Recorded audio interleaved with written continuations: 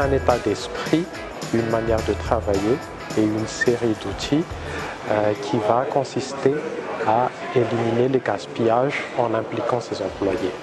La finalité, c'est d'atteindre l'efficacité opérationnelle et de satisfaire les besoins du client.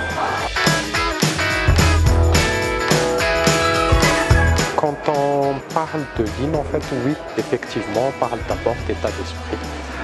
Ce qu'on va aller changer dans un premier lieu, c'est l'état d'esprit.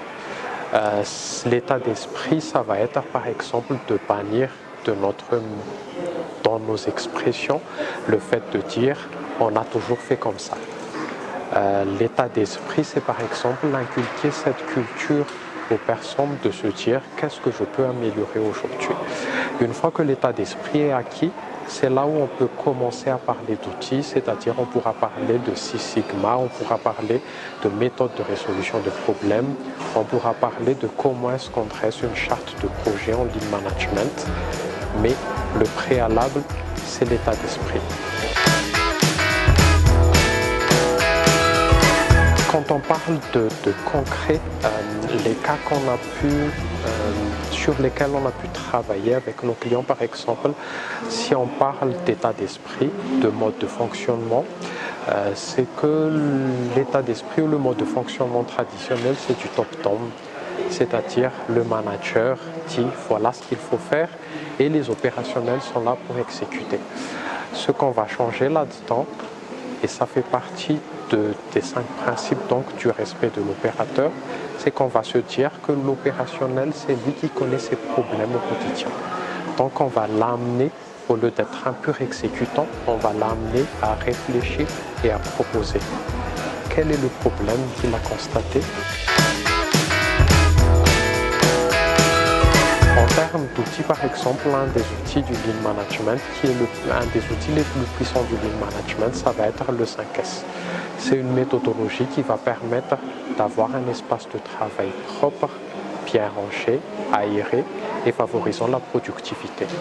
C'est là où concrètement on se dit par exemple que si auparavant on cherchait 10-15 minutes, on passait 10-15 minutes à chercher où est-ce que ma machine à calculer est passée pendant que le client il est déjà en train d'attendre devant moi.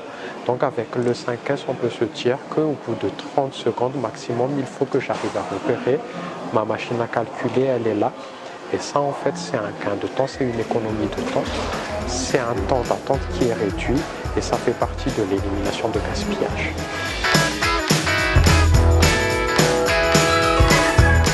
Le principal avantage et la finalité quand on va appliquer le Lean Management dans une entreprise, c'est qu'on va chercher à mieux satisfaire le client.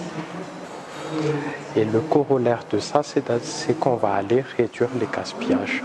Concrètement, comment est-ce que ça va se passer?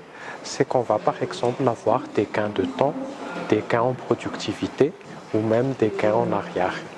Ce sont les cas par exemple où le Lean Management, les outils du Lean Management vont nous permettre par exemple de passer 2 fois moins de temps sur une tâche tout en satisfaisant le client de la même manière et même tout en augmentant le niveau de satisfaction du client.